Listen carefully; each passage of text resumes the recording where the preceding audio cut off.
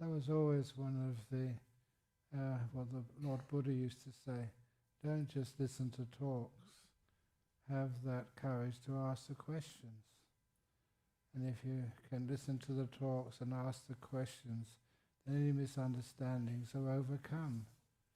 And that way we can take the message of all the talks and all of the answers to the questions, we can take them so much deeper. I must admit that, I'm just telling a personal story now, that there was once, as I was a lay person, I used to like listening to talks from all sorts of so-called experts. And once I was listening to a talk by Krishnamurti, and it was the one which he gave in the library, I think in New York. And I must admit, I was getting more and more bored. It was not very interesting. And then suddenly, we got a really good question from one of the participants. And that really sort of made me alert. This is a great question. How are you going to answer that? And then I think Krishnamurti at the time, he responded, do I have to answer every question? He was just escaping from the responsibility of asking probably the best question that was asked that evening. Everybody laughed, and I felt really sorry for that questioner. And I kind of vowed never to try and do that. Even if it's embarrassing, just say you don't know. Or if it's such a good question, you have to go back to some basics, or say you said something wrong. Say you said something wrong. I always really, really, really responded and respected people who ask questions. I do think it's really important. Okay, I think most people here now. Maybe we can give it 2 or 3 more minutes. Okay. Don't know. Anyone missing? Put your hand up if you're missing. No, at least the ones here aren't missing, so I guess we might okay, we can start. I mean, I can see some seats empty, but you seen a missing person walk by? Ah, coming, yes. One. There's one here too. But what we're saying here is being recorded? Yes. Okay, so they can always catch up on it if it's really interesting. Yes, but it's nice to... Do you want to do the first, or shall I do the first? Sure. What? Sure, that was not an answer. Do you want to do the first? Sure. No, do you want to do this first, or shall I do the first? And he said, sure.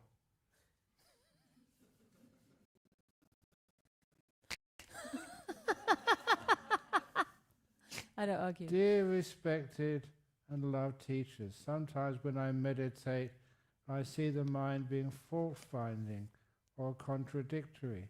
It makes me feel slightly guilty. Any advice? If you can be aware of your mind, the kindfulness, that's the kindness plus the mindfulness, and see if you can regard the mind as not yours. It's just the mind you're watching, but not me, not mine. It doesn't belong to you. And then then you can't feel guilty about what doesn't belong to you. I've seen many, many, many people in prisons, and I don't feel guilty for what they did. It wasn't me. And that's the same with anything you say fault-finding or contradictory. The mind has done or is doing. But then if you think, this is not me, this is not mine, I don't own this, you let it go, then you can bear with that, you never feel guilty about it, but also that whatever it is that was the cause of your guilt tends to disappear. It doesn't happen. And anyway, thank you, dear Ajahn Brahm, for coming from the other side of the world to teach, guide and inspire us. Australia is not the other side of the world. England is. Do you want to answer anything of this? One of the first things when I went to Perth in Australia, they had a corrective map of the world. And in the corrective map of the world, Australia, it looked like kind of upside down, but there was a top centre. And on one side, I think it was Europe, especially Britain, that was on the bottom left, and it was also upside down. The United States was on another corner of the atlas. It was not central. And I thought it was a brilliant corrective atlas of the world. Why do we always put our land in the middle? Why do you call that big sea between Africa and places like Italy the Mediterranean? It's not the Middle Sea or the Middle Ocean. That's what you call it. Why is it that China always calls itself the Middle Land? Why is it, given the chance, somebody over in the United States, what's his name now? He's going to call United States a middle country. Oh dear. Why do we always center ourselves? And even more than that, it was beautiful to understand that when we first started thinking about not just the world but the universe around us, why did we always feel that planet Earth was the center of the whole universe? Well, these days we all know it's on a very ordinary, uninspiring little link, or rather arm, of the great galaxy called the Milky Way. We're not in the best part of the Milky Way. It's a kind of ordinary, insignificant part. I kind of like that idea, living on an insignificant planet, on an insignificant solar system, on an insignificant part of an insignificant galaxy in this universe. It's nice being insignificant. What do you reckon? I fully agree. And if it was turned the other way around, India would look like a mountain. Yeah. It would be like a beautiful Mount Everest. And the top of the mountain, the star at the very top, would be Sri Lanka.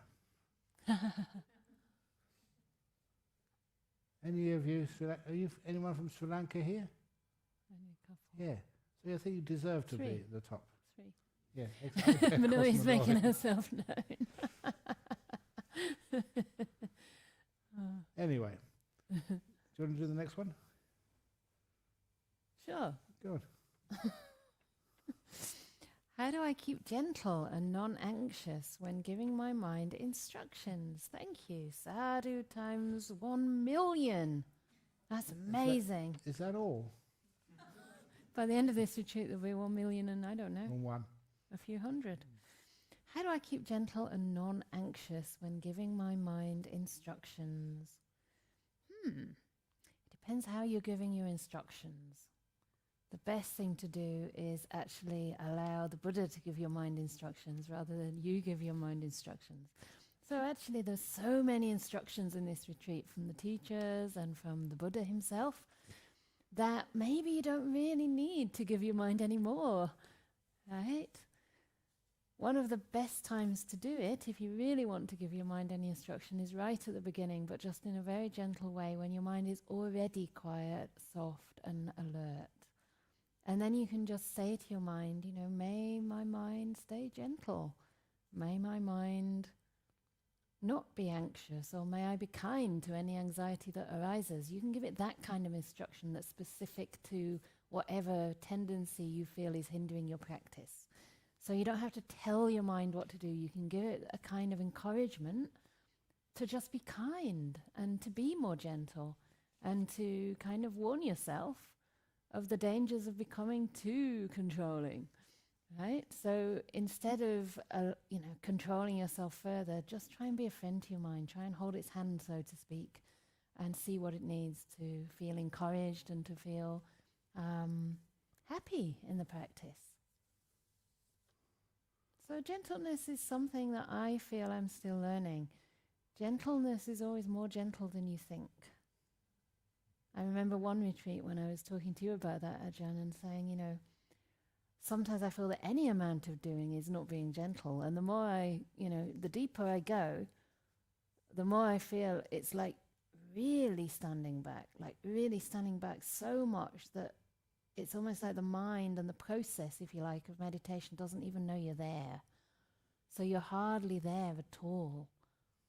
And I remember one time when I was in my 6-month retreat, so-called, it actually got disturbed because maybe some of you remember, we had organised another retreat with Ajahn Brahm in 2020. Were any of you registered for that? Yeah, me too. And everybody had, paid their booking fee, and we'd got the venue booked, and we had 80 people, and the best treacle sponge ever for Ajahn Brahm to look forward to. And a month before the retreat, they told us they were cancelling us because the venue was going to close. So anyway, we had to change everything to be online. So that was the end of my 6-month retreat. But I had 4 months. And I was in total solitude, apart from once a week Ajahn Brahm would come down with a driver and meet me on my walking path for a little interview. It was a really blessed time. And you were the only person I spoke to in that time. And other than that, the kangaroos were my main companions. So I got to know all the different kangaroo families. I gave them names. There was one particular family. It was Tawny, Fawny and Newborny. Newborny was the Joey, and he was really cute. And Newborny actually took its first hops in front of me, which was very sweet. And did you know that when a Joey takes its first hops, the mother is so kind and gentle? And that little kangaroo would come out and hop and do a little circle of the mom, sort of in a circle, sort of all over the place like this.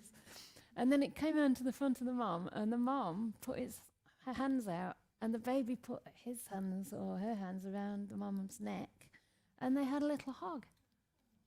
It was the sweetest thing. So these kangaroos were very gentle, but the point was that I thought I was being gentle by kind of tiptoeing when they were nearby so as not to disturb them. And I remember once you came onto my walking path, I said, "Oh, come carefully because they'll run away." And you said something like, "Let them do what they want." And I realized that even by being gentle, I was still trying to sort of, in a way, influence the kangaroo's behavior. And actually what you were saying is just let them be. If they want to run away, they run away. If they don't run away, they don't run away. In other words, the universe is not controlled by us. Just let everything go according to its nature. I thought that was really beautiful. Yes. And then the other part that you told me was, I asked you about gentleness. Yes. Because I think I'm quite a kind person, so I said, I think I've got that one packed. At least I'm pretty kind and compassionate to my mind, but not always that gentle, because there's still this feeling of, should it be going faster? Should the process be going deeper? If I do this, then will it get deeper? Does anyone have that? It's a bit of manipulation, isn't it? And you said just something that sounds very simple, be gentler than gentle. And I don't know, it just struck me as, going deeper than what I currently think gentleness is. Indeed. So it's almost like, I don't know, my perception at that time was like being like a mist. But I think you have a lovely talk, actually. I forget which year. It's maybe in the early 2000s. And you describe a stream winner being like water. So it flows into any shape that you put it in. So if you have like a cup like this, it's this shape. If you have, a funnel, then it kind of goes down a spout, it's kind of thin. Or it might flow over, whatever shape it needs to take. So you can be kind of funny and humorous. If it's a public talk, you can be a bit more serious. If it's a monastic talk, you basically shift according to the conditions. But then an anagami, I think, was like the mist, like much more ethereal, much less kind of present in a way, like really, really gentle. And an arahat is not even the mist. So it's like just having that perception of the mind becoming even more kind of, what's the word? Not even vaporous, even less than that. So it really leaves no trace. So I think you have enough instructions. You know, this is the point of teachers. We're kind of trying to bring alive the Buddha's teachings, and especially from things like the word of the Buddha, where it's the Buddha's words. This is the conditioning process. This is how the conditioning process happens, and you really don't need to interfere too much more. So that is my advice. And even trying to keep gentle and non-anxious is a kind of control. So if you feel not gentle, and if you do feel anxious, that's okay as well. You can actually be allowing of that. Can I just add one thing there? There's one thing which I often teach the monks over in Australia. And the nuns? When you're over there. But have to say that. Yeah. That all your efforts, striving, struggle, whatever you feel you need to do, please just allow that to stop once you're sitting on the meditation cushion. Your effort trying is to get down on a cushion, to sit quietly, comfortably, and then stop. Don't take the effort further.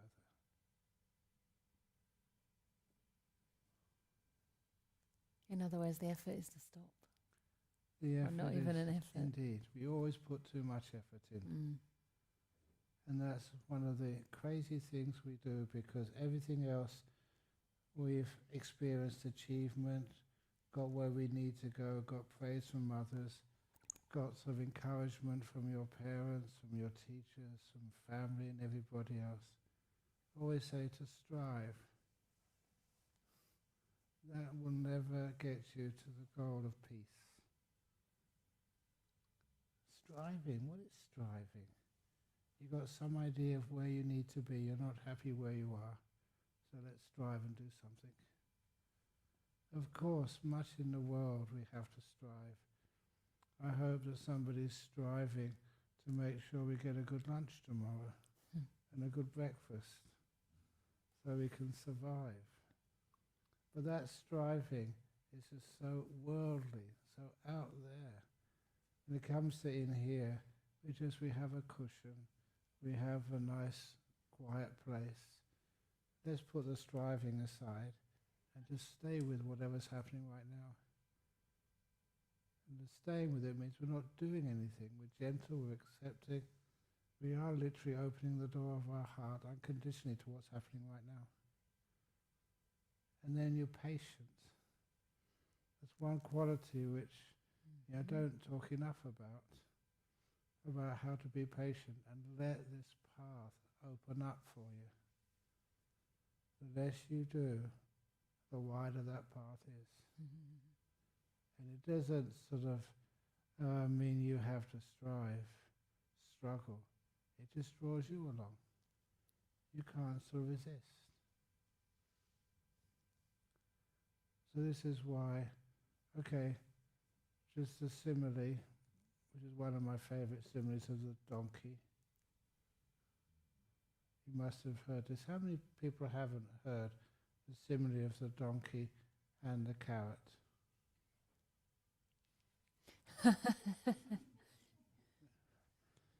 It's coming anyway. Yeah. But I always want actually to find out, honestly. Yeah.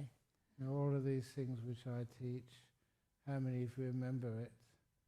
But it's a very, very beautiful simile. As you all know, donkeys were used to pull carts and pull people on those carts, or vegetables, or whatever people were carrying. But the donkeys are very, very, very stubborn. That's why even I remember as a kid hearing the simile of like as stubborn as a donkey, which means that you can take a stick and beat that donkey. I would never do that, poor donkey. But the donkey won't move, will just stand there. So how can you get that donkey to move the cart? You tie the stick to the donkey's neck. So the front of the stick is 2 foot in front of the donkey's head. On the end of the stick you tie a string. On the end of the string you tie a carrot. I have a lot of fun with this when I teach in Asia. I say instead of a carrot you tie a durian. The people over in Asia, they love durians. They do anything for one, even donkeys. So the donkey sees a durian just about 2 foot in front of its mouth. What would that donkey do? That donkey would move towards that durian, always thinking that he can see the durian, he can smell it, it just needs to move a bit closer to it. But if it moves closer to the durian moves further away from the donkey's mouth. And that durian is always 2 foot in front of the donkey's mouth. So the donkey tries to run harder and harder to chase that durian. Is that what you've been doing in your life? Working harder and harder to chase what you really want in life. Sometimes you get so close. You can smell the beautiful success. The increase in the salary, you invested and the investment comes. Everything looks to be beautiful and wonderful. Just need a little bit more. But then, doesn't matter how fast that donkey runs, the durian is always 2 foot in front. But you know they don't have donkey carts anymore. The reason is why is not because of AI or they've had other engines to pull carts. It's because of Buddhism. The donkeys learned how to catch the durian or the carrot, whatever you put in front of it. So simple once you know. The donkey runs as fast as it can after the durian. And it's always 2 foot in front of its mouth. But then the donkey stops chasing, takes away all effort. Actually, not all effort. There's one last bit of effort it has to practice. It stops. When it stops, what happens to that durian? It swings further away than it's ever been before. 4 foot in front of the donkey's mouth. And please, that's an important part of this simile.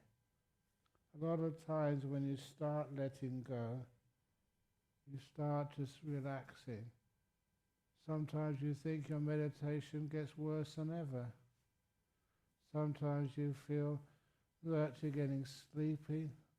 If you're getting sleepy, stay sleepy. Let it be.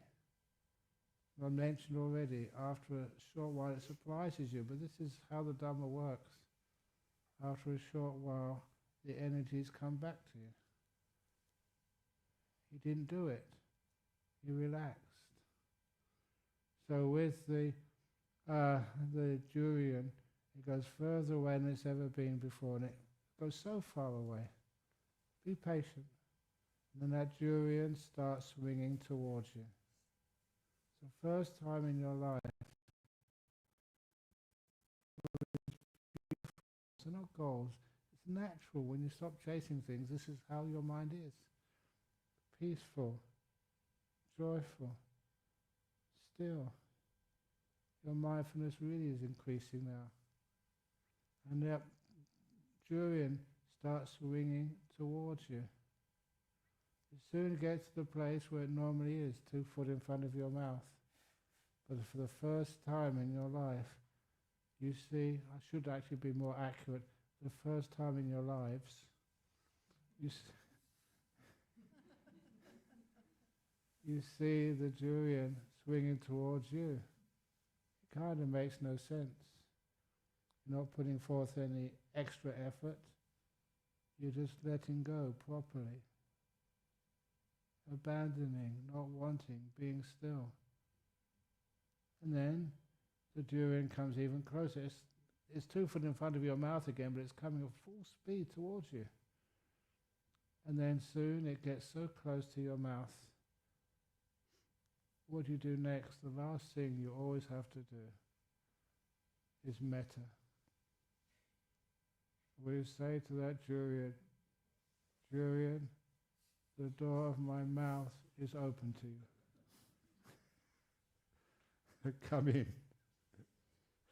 That's how donkeys catch durians.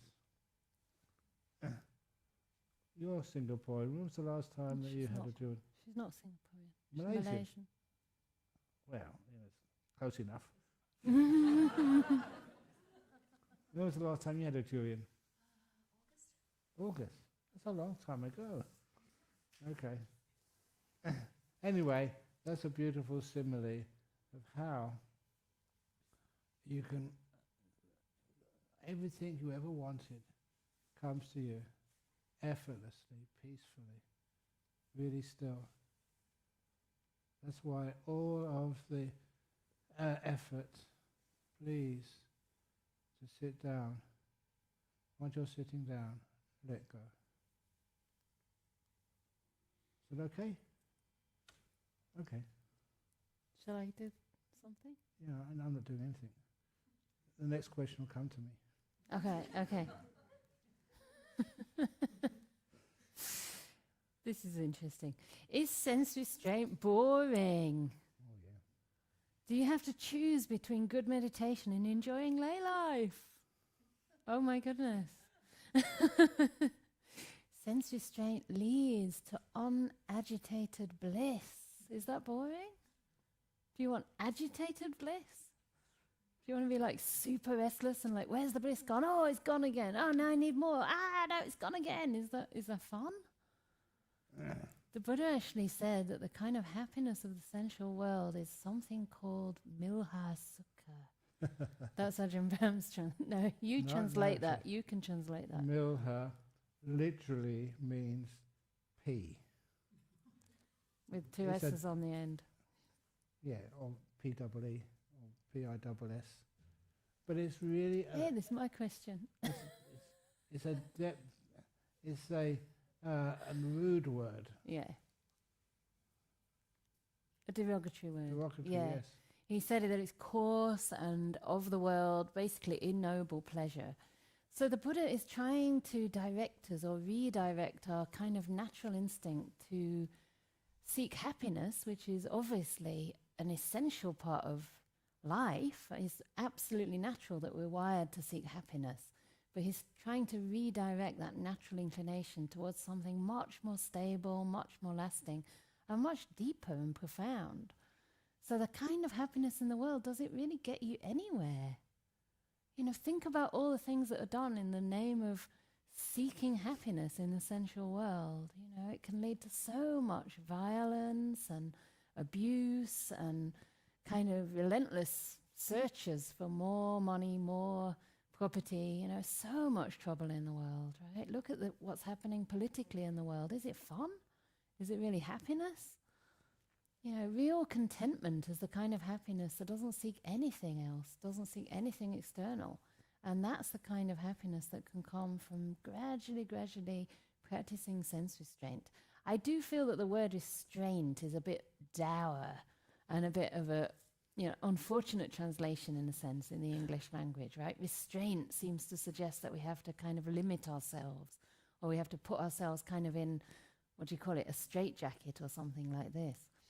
But this follows the practice of virtue. By the time you're practicing virtue in your ordinary lay lives or monastic lives, you're getting so much happiness that sense restraint just becomes a natural extension of that. So the actual, the kind of encouragement for sense restraint is that increasing happiness. It's not something you have to force. It's something that just happens naturally when we have wisdom into the limitations of the ordinary sensory happiness that's available and that causes so much trouble.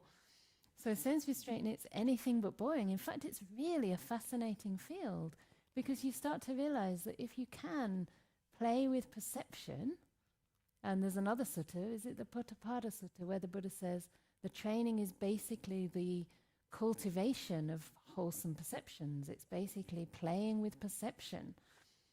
Then life becomes incredibly rich and really, really interesting.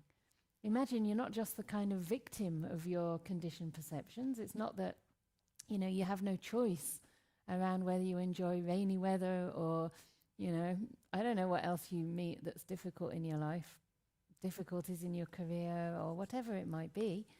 You don't have to be a victim of that. You can see it and frame it in a completely different way. Like in our monastery now, I have to work really, really hard. And sometimes it's easy to feel a little bit irritated by that when you're tired. But again and again, repeatedly, every day, many times through the day, I just remind myself of all the beautiful people supporting it, of the wonderful people coming to offer food, of the fact that this is serving the world. It's serving, people to actually find a path to freedom. It's something that people are desperate for. And luckily, I get emails all the time from people that say this is changing their life, and they don't know where they'd be without the Dhamma. So that's anything but boring. That's incredibly wholesome happiness for me personally. And enjoying lay life in a wholesome way is a support for your meditation. It's not contradictory to that at all. If you're miserable in your lay life, you're likely to be miserable in your meditation. If you're happy in a genuine, wholesome way in your worldly life, and actually I have to say, monastics live in the world too, right? We live a different lifestyle, we choose a different path perhaps, or maybe we just choose to deepen the sense of renunciation. But it's still in the world. We're not in the Deva realm, we're not in a fantasy world, we're in this physical world, in these bodies. But we have an enormous amount of enjoyment simply because the happiness we develop is a wholesome one.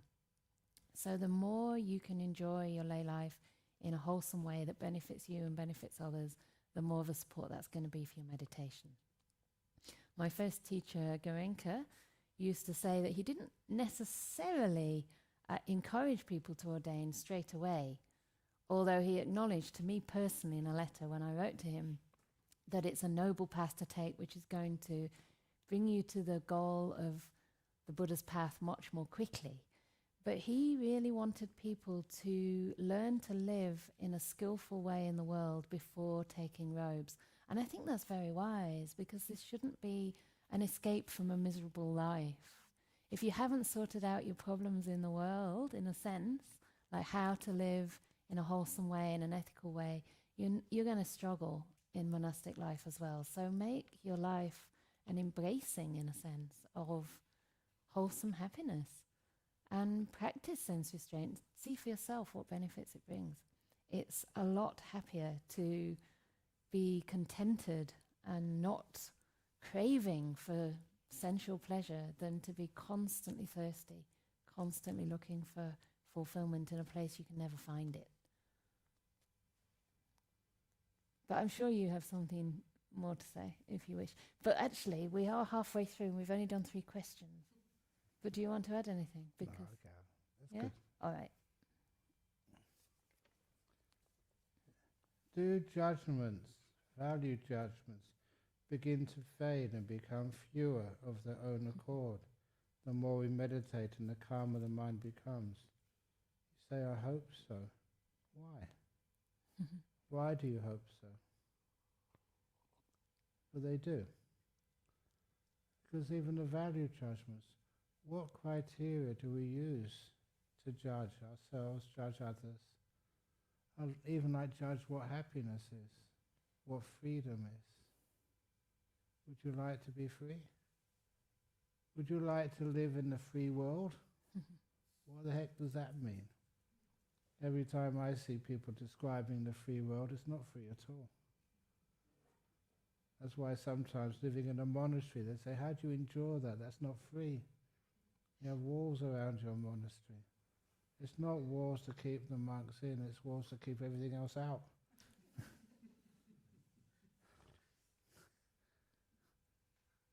But the judgments, sometimes we make those judgments on insufficient data. That's one of the reasons why, if you want to get some big insights, you've got to see things you've never seen before. Not to see the same old ones, things reinterpreted. That's one of the reasons, one of the other similes which I love to give. How many have heard the simile of the tadpole and the frog? Still not everybody. This was a good simile because it quite easily explains an important thing which we need to explain about why we do things like jhanas. Is it just for the fun of it? That's part of it, and I'll go into that later on. It's more than that. And this simile is, once there was a little tadpole. She was born in a nice lake, in this nice hill in a forest close to Oxford. And she was a very smart little tadpole. She did all her homework, became very smart, and even eventually applied to go to university. She went to a very good university. In Oxford.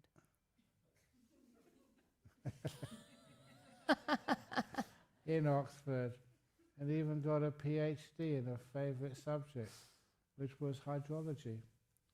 And even sometimes great sort of monks, Abhidharma experts would come in from the Burmese temple and would just be talking together, and the little tadpole would listen to them. And so she soon also became an expert in the Abhidhamma of water. And so this tadpole had all these pieces of paper called degrees, certificates, PhDs and everything else. What does PhD mean? I didn't hear that. Please speak up. You had permanent head damage. Any doctors here PhDs? Anyway, so she knew so much.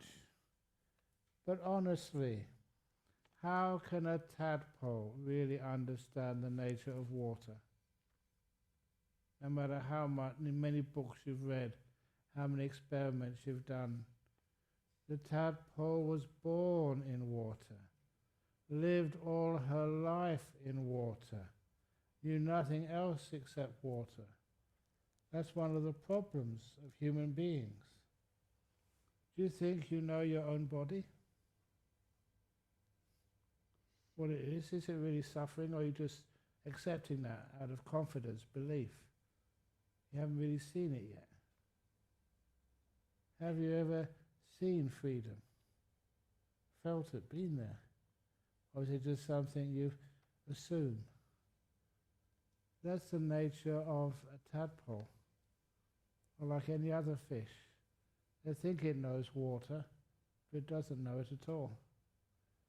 But then what happens to little tadpole?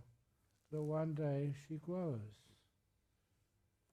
She grows and has little appendages, little legs, little arms, and soon little tadpole realizes she's now a frog. And one day little frog, she doesn't really know what she's doing. For the first time you experience a jhana. Sometimes, why can you do it today? It hasn't happened before.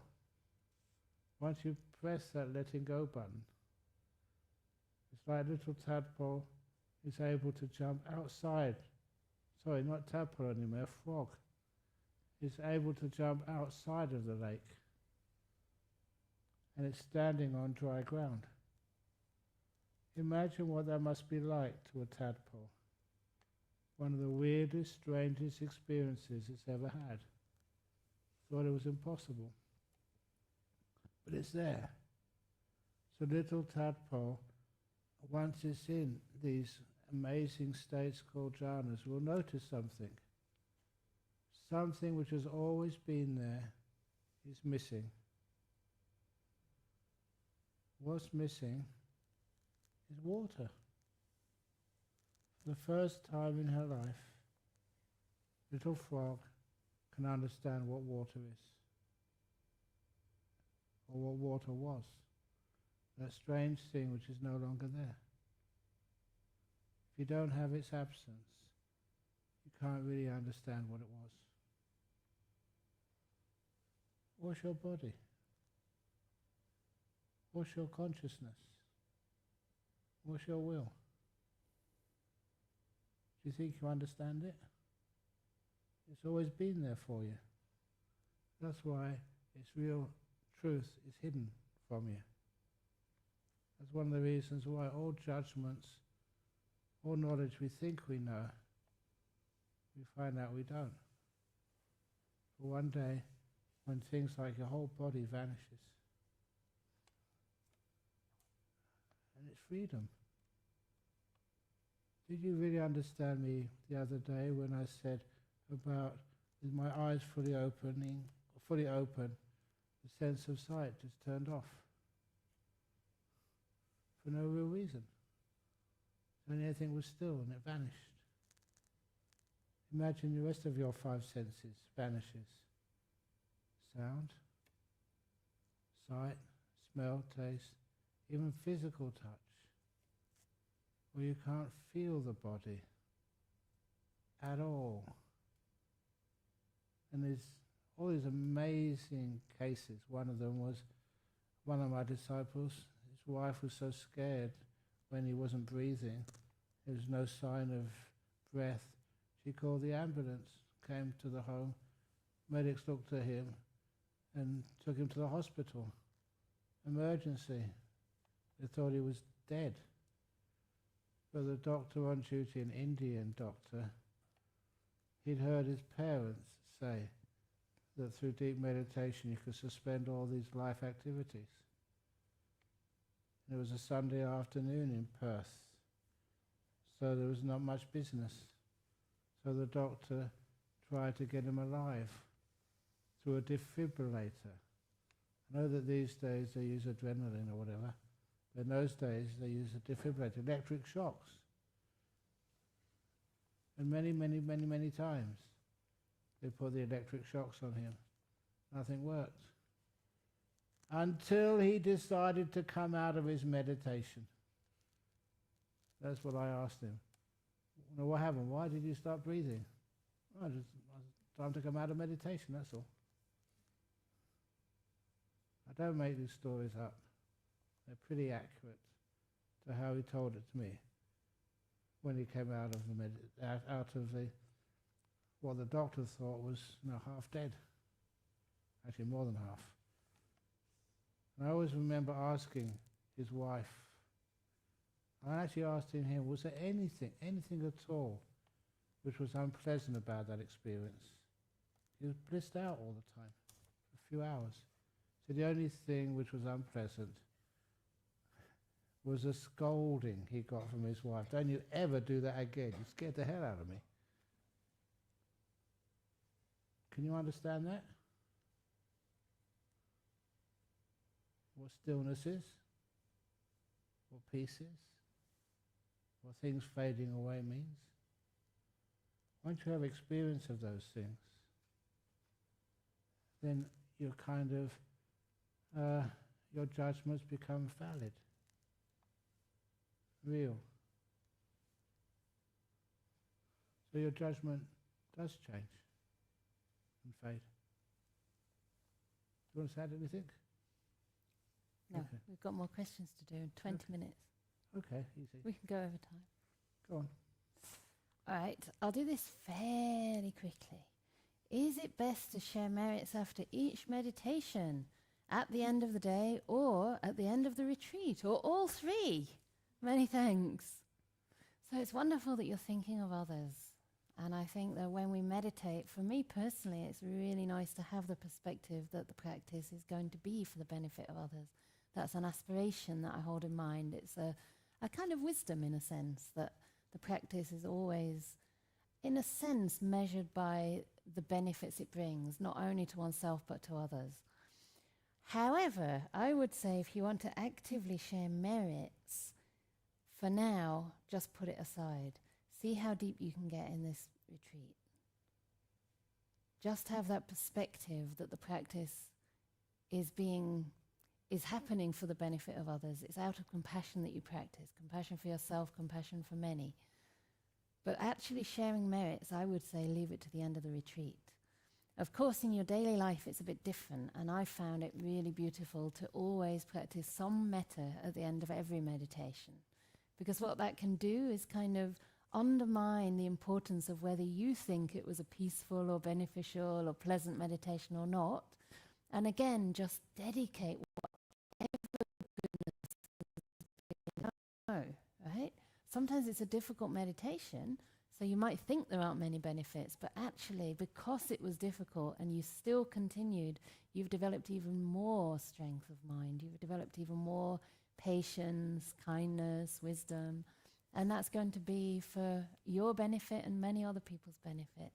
So I love to practice metta at the end of every meditation. That is if I'm not practicing metta throughout.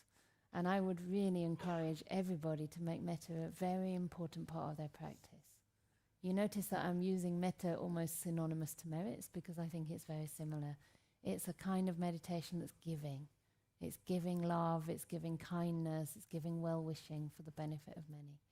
So do it also when you really feel it, but in your daily life, make it a habit to practice metta meditation. I would say at least at the end of every sitting, and possibly also at the beginning of the day, at the end of the day, on the toilet, when you're irritated. Just practice metta, make it a habit. Because the Buddha says, whatever you frequently reflect and ponder upon becomes the inclination of the mind. And one thought of loving kindness overcomes any thoughts of ill will. It's not possible to have thoughts of ill will, thoughts of cruelty, thoughts of harming when you have thoughts of loving kindness in the mind. So it's really important to think of others, to develop loving kindness. But for now, take this retreat as your own personal gift to yourself with the intention to be of benefit to others in the long run. And we'll see at the end of the retreat how much metta and merit there is to share. We'll be doing a lovely guided meditation anyway at that time on metta meditation, but that's way down the line. Who knows what's going to happen before then? So if you do get into a deep meditation, your merits and your metta will be far more powerful. So hang on a bit for now.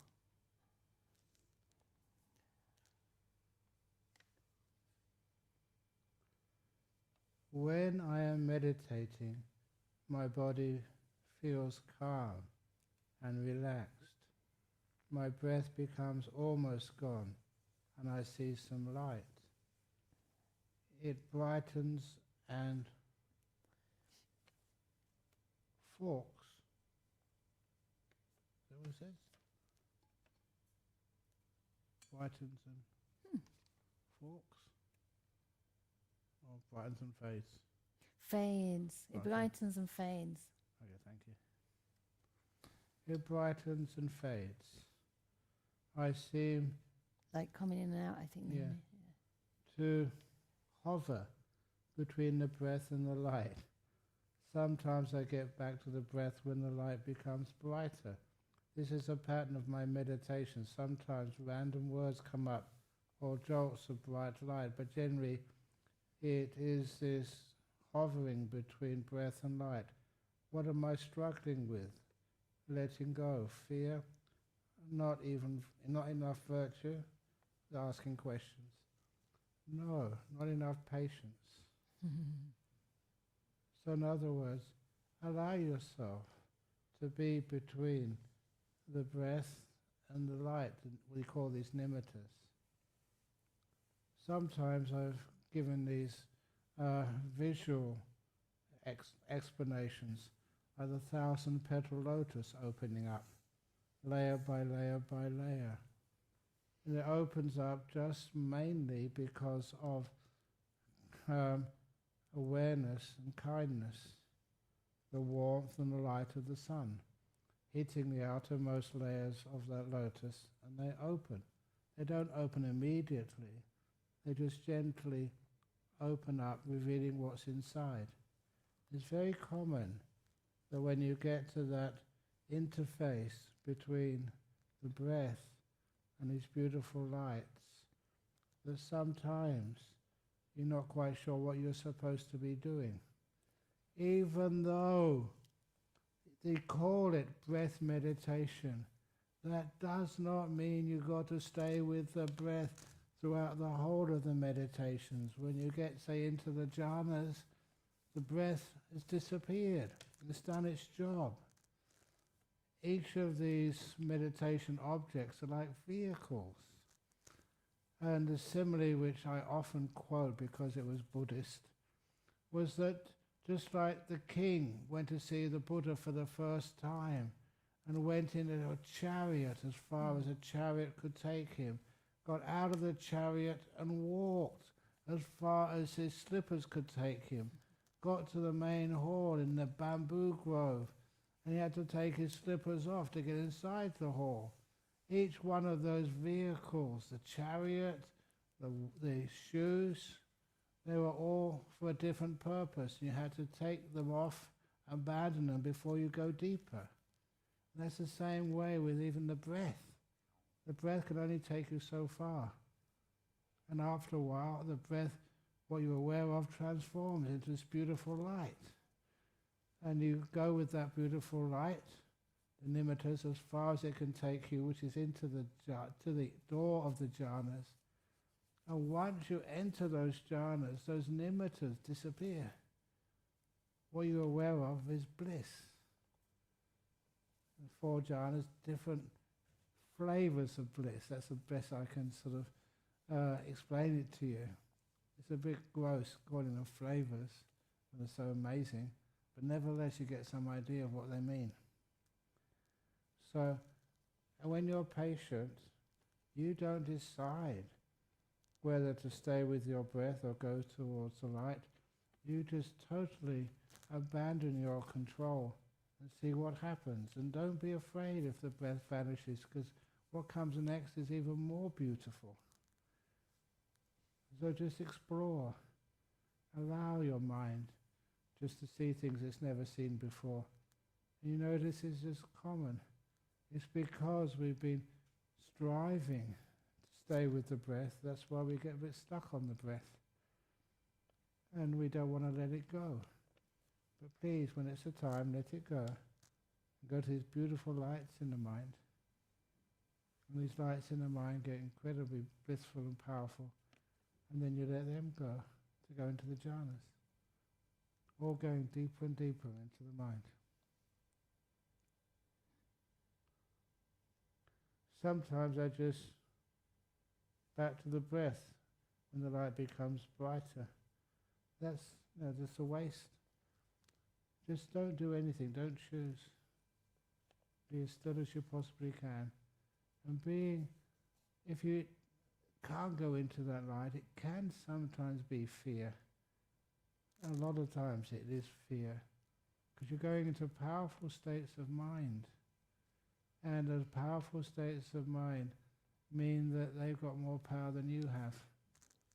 Whenever you see some big monster, even though they may be kind and gentle, because you know they have such great power, that's why you do get afraid. And so these beautiful lights have enormous power. They're not beings, they're not going to do you any harm. You don't need to be afraid of them. But I just know there's one monk who used to explain it like this. He said sometimes, like, you know, you're getting so close to these incredibly powerful jhanas, but you can almost, you're right next to them, you can see them. This is only metaphor. But then you're too afraid. Their power is just too great. It's if like you have to let go of, one of the things you have to let go, and there is all your control from where your sense of self comes from. And a lot of times you're just not willing to let go of your sense of self. You can let go of many things in life, but who you are and your identity and your ability to safeguard yourself and your future and your body and everything else you own, that's a tough one to let go of. I remember this one monk sort of saying that he could see just how much bliss was in there, but it was so scary. But it looks so nice. But it's just, I don't think I can handle it. And then saying, oh, what the hell? And going for it. Never ever regretting it. Okay. Go on. I get this one and you get that one. Okay. All right. When sitting for meditation, my legs go numb after a while, making it very difficult to keep my mind at peace. How can I overcome this challenge? So the first thing with discomfort in the body is to try and change the posture and get the most comfortable posture that you possibly can so that it's easier to let go of the body. However, if you have already adjusted to a great degree and your legs still go numb, I don't know, does that always happen even with people on a chair, sitting on a chair? Can the legs go numb? No? So it might be an idea to try a chair. You can try different cushions. I think we've kind of run out of cushions now. I told you that would happen very fast. But you can always take something, some piece of clothing, and maybe put it under a buttock or under the tail of your back. Is that right? Tail of the back? Tailbone. Under your tailbone. If your legs still go numb, don't worry about it. Numbness isn't actually going to really harm your legs. The only danger, and I think this happened to me once, is if your legs go numb and then you stand up and you just fall over. So try not to do that. Come out of the meditation slowly, wiggle your feet, wiggle your toes, and make sure the legs are working again before you take any steps. Otherwise you'll just kind of go over.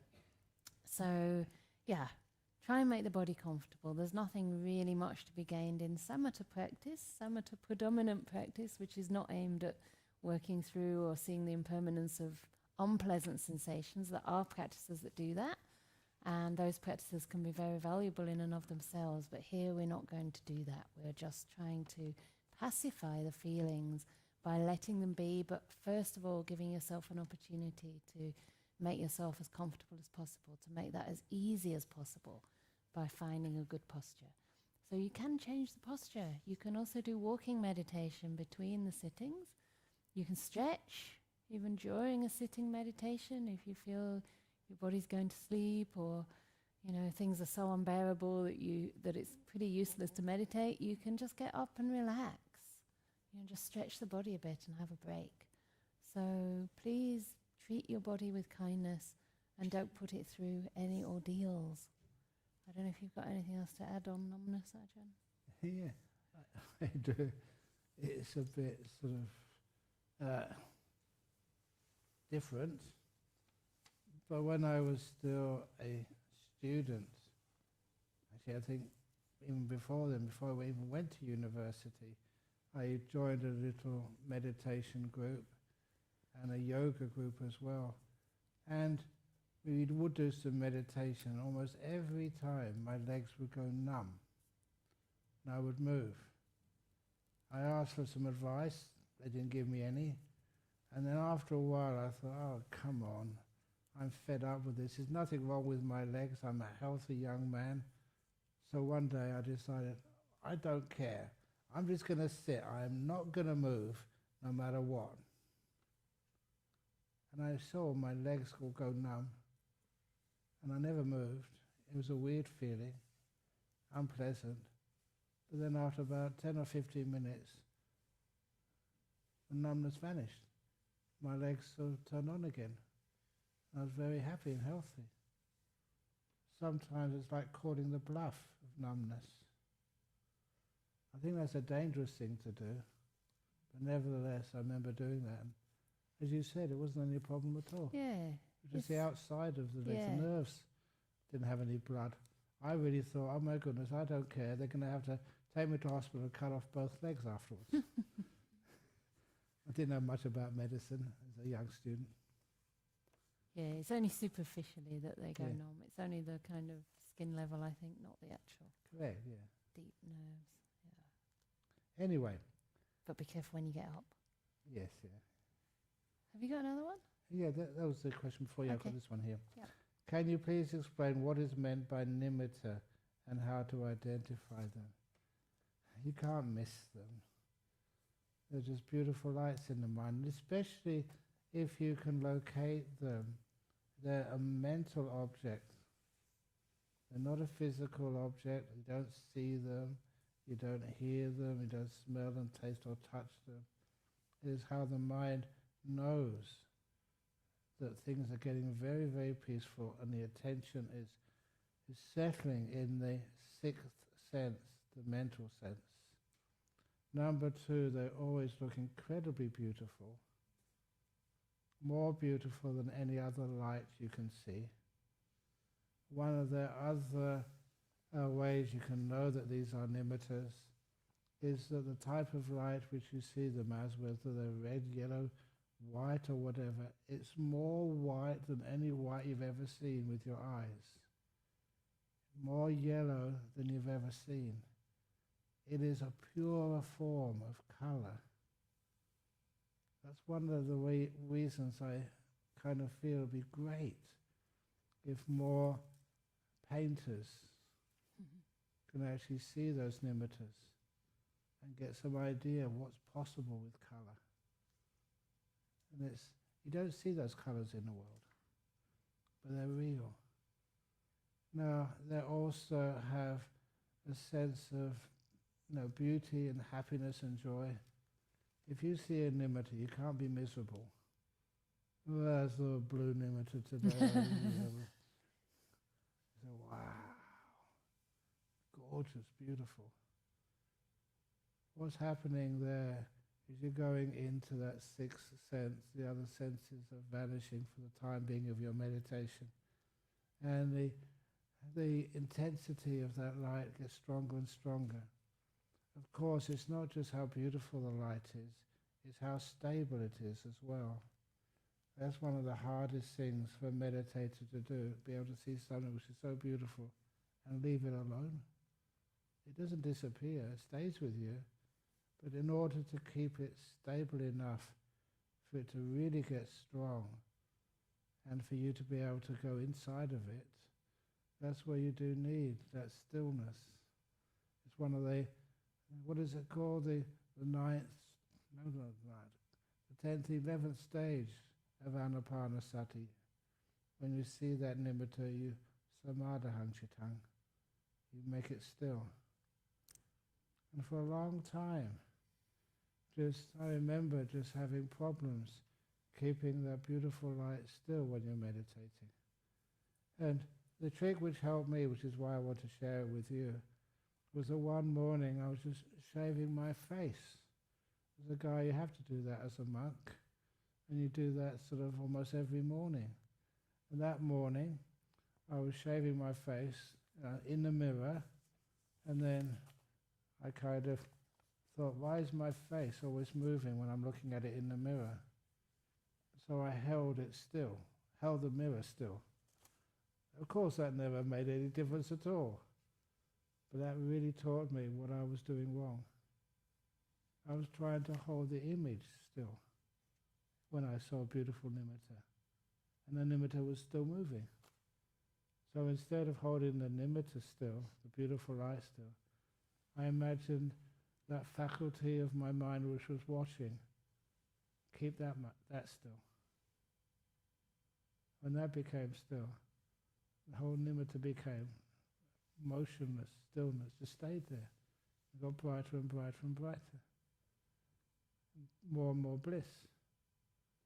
Of course, there's a fear there as well.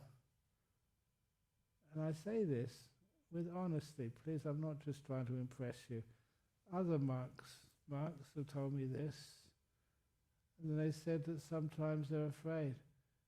How can a human being endure so much happiness?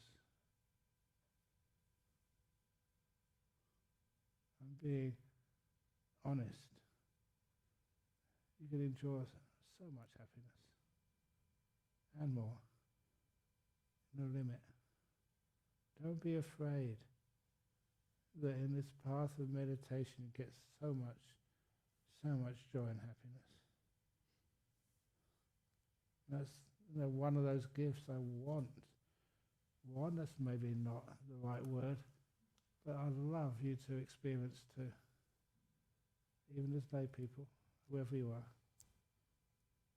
You can go into these meditations to see how beautiful they are. And that's just, I don't know the right word to say. Gorgeous. Please, bliss out. And then when people do, I can't resist this. This young lady years ago on her retreats, and she was getting nowhere in her meditation. And then, at the end of the retreat, that's why I was joking with Ajahn Canda earlier, I think we should end this retreat earlier to give you more chance. At the end of the retreat, it was after the last meditation. She had an hour, she said to what she said, an hour to kill before the taxi arrived to take her to the airport. And as she, what can I do for an hour? She'd been meditating for 9 days, getting nowhere. So she went into the hall and meditated.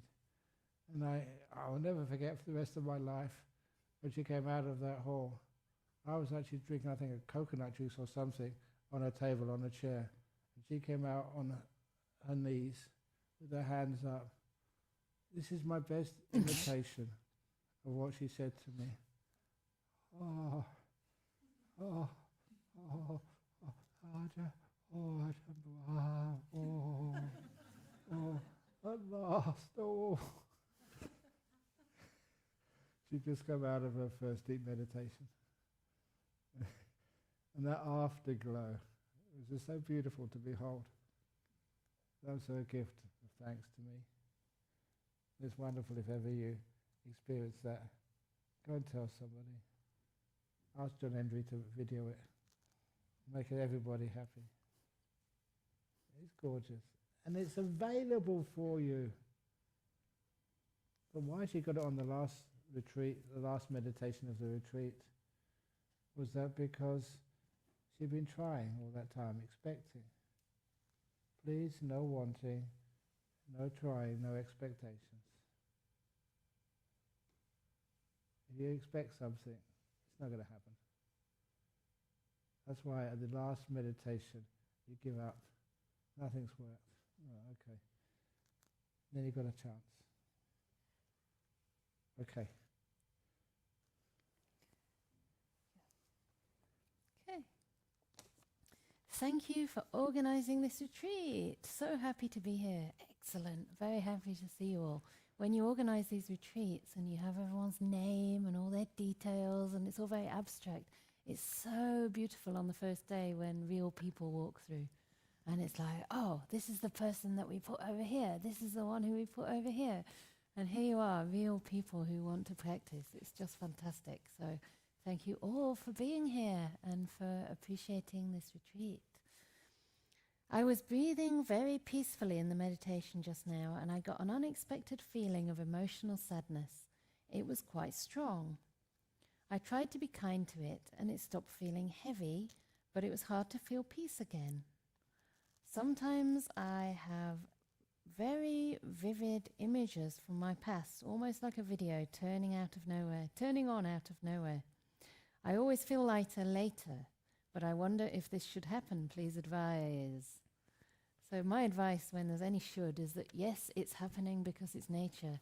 It has to be that way due to causes and conditions. So whatever happens in your meditation is totally natural, and it absolutely should be happening because it is. So never doubt that everything's going according to the way it has to go. But what I think is happening here is that when we get peaceful, sometimes we might be in a position where we're calm enough, quiet enough, peaceful enough to actually get in touch with other feelings that are in our hearts and that maybe we've buried deep down. So it's perfectly okay and probably very healthy to feel a certain amount of emotional sadness that in your lay life perhaps you don't have time to feel.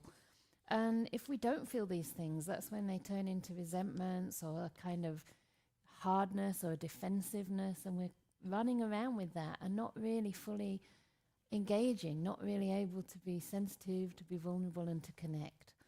So I personally feel it's a very lovely thing when this happens. And the fact that you were it sounds that you were being kind to it and it lightened up is also a sign that you're giving it what it needs. You know, the practice is to be kind, to be gentle with anything that arises, not only bliss and happiness. Actually, even that can be hard to be kind and gentle to. but to be kind and gentle to sadness. That's exactly what the sadness needs, your compassion, your care. And that's why it became lighter. And it doesn't really matter if it's hard to feel that peace again. It shouldn't be hard because you shouldn't be trying, right? So if the peace has, temporarily decreased, or if the peace seems a little bit elusive after that, it doesn't really matter. Something else has been processed, and next time you practice, you might find you go even deeper into peace. So don't be eager to look after old experiences. The mind has so many moods and so many shades and depths of sadness, of peace, of bliss. No two meditations are ever the same. So see if you can just let that one go. Be happy that you are able to feel what you feel. Sometimes I have very vivid images from my past, almost like a video turning on out of nowhere, but you always feel lighter later, and that's the sign that the meditation is going in the right direction. Even if you feel heavier later, don't worry, it's not the end of your practice, it's not the end of the process. Things will lighten up in time. So, yeah.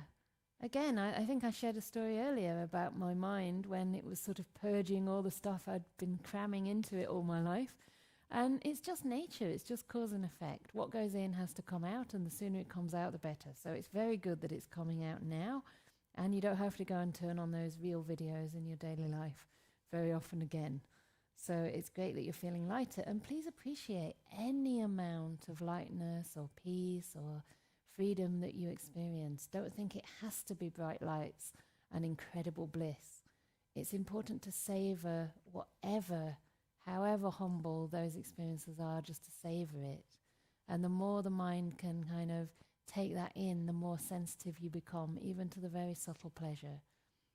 I've had meditations where I thought it was just very average, there was a certain amount of peace, no thinking maybe, nothing much disturbing me, but no big deal. And then I've just changed my perception slightly to just go a bit closer to that peace. And suddenly, it becomes immense. So this is about changing our perception. Don't just throw away something you think is nothing much. Just continue to cultivate it, stay close to it, and linger with it even after the meditation ends. And that will encourage the mind to keep going in that direction, to go deeper every time. So yes, you're doing very well. And I'm happy you're enjoying the retreat. It's only just begun. So I think that is the end of the evening. And have a very wonderful sleep. Sadhu. Sadhu. Sadhu.